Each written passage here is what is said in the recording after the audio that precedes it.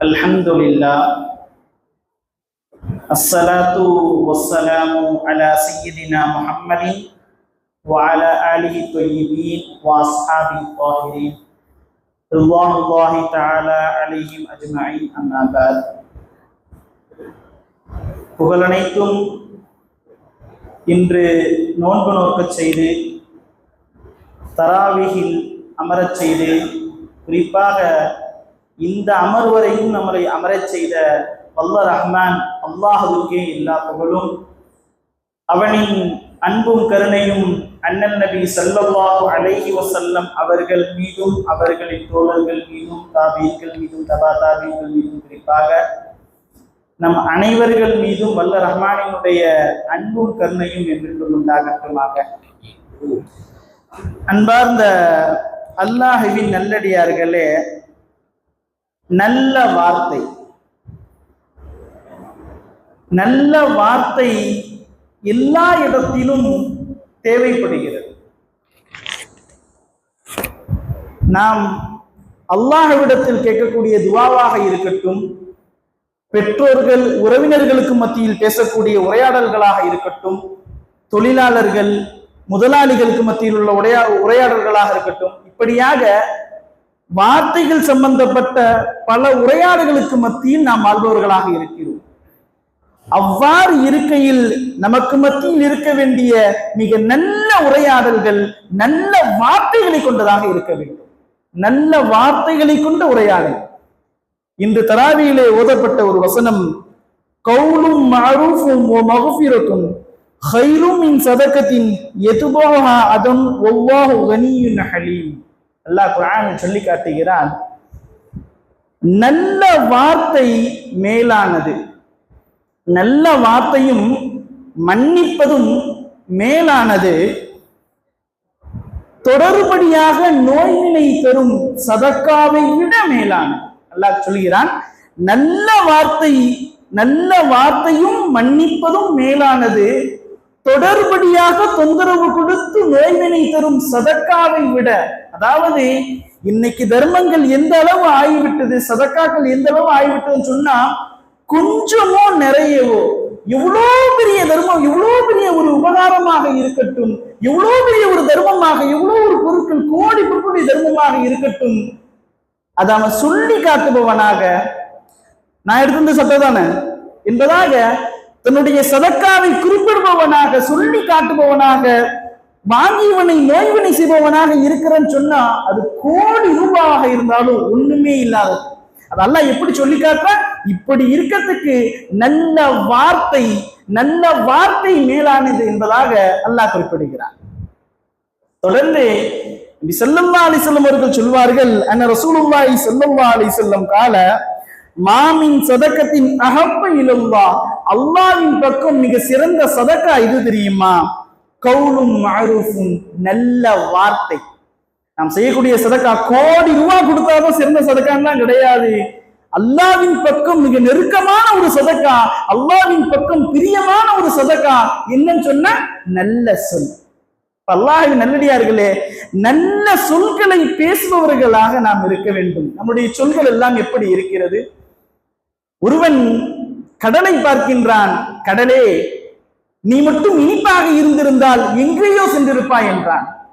குயிலை பார்க்கின்றான், குயிலே நீ எவ்வளவு அழகாக கூறுகிறாய், ஆனால் அசிங்கமாக இருக்கிறாயே, நீ மட்டும் அழகாக இருந்திருந்தால் எங்கோ போயிருப்பாய். இறுதியாக ரோஜாவை பார்க்கிறான், ரோஜாவே நீ எவ்வளவு அழகாக இருக்கிறாய், ஆனால் முள்ளுக்குள் இருக்கிறாயே, உன்னை சுற்றி முள்ளு மட்டும் இல்லாமல் இருந்திருந்தால் நீ எவ்வளவு அழகாக இருந்திருப்பாய் என்பதாக. முடிவாக அந்த மூன்றும் சேர்ந்து இந்த மனிதனை பார்த்து சொன்னது, மனிதா நீ மட்டும் குறை கூறுபவனாக இல்லாமல் இருந்து விட்டால், குறை சொல்லி தெரியாதவனா, இப்படியே பேசிட்டு தெரியாதவனா நீ இருந்திருந்தா நீ எங்கேயோ போயிருப்ப அப்படின்னு அந்த மூணும் பார்த்து மனிதனை பார்த்து. இப்ப அல்லாஹ்வின் நல்லடியார்களே, நம்மளுடைய சொல் நல்ல வார்த்தைகளாக, நிரப்பமான, மனதுக்கு நிம்மதி தரக்கூடிய வார்த்தைகளாக இருக்க வேண்டும். நம்பிக்கையான வார்த்தைகளை பேசணும்.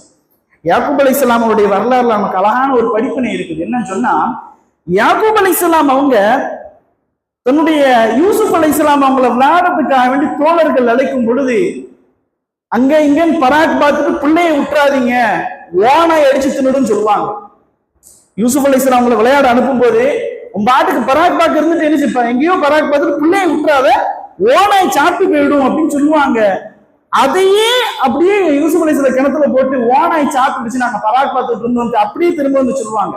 அப்ப சொல்ல வரக்கூடிய வார்த்தை, ஒருத்தன் மீது வெறுப்பு இருந்துச்சு அப்படின்னு சொன்னா, ஒருத்தன் மேல வெறுப்பு நம்ம கிட்ட இருக்குது அப்படின்னா அதை நம்ம வெளிப்படுத்தக்கூடிய விதம் அவனுக்கே நல்ல செய்யணும்ன்ற எண்ணம் இருந்தாலும் கெடுத்துரும். அவன் நீலாம் கை வச்சா விளங்குமா சொல்லுவோமா இல்லையா? இது போல வார்த்தைகள் நல்ல எண்ணங்கள் இருந்தாலும் அதை கெடுத்துரும். இவனுக்கா நம்ம இப்படி செய்யணும் அப்படின்ட்டு.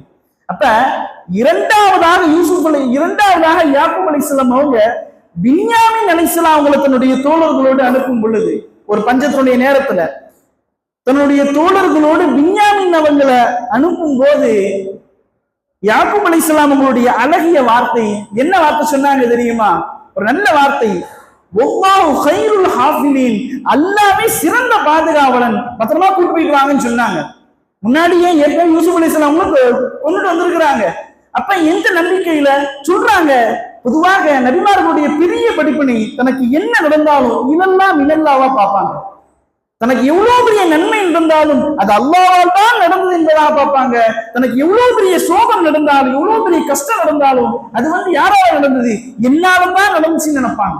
அப்ப யூசுப் அலைஹிஸ்ஸலாம் அவங்க இப்படி வராம போனதுக்கு காரணம் என்னுடைய வார்த்தை தான் யாக்கூப் அலைஹிஸ்ஸலாம் உணர்ந்தாங்க.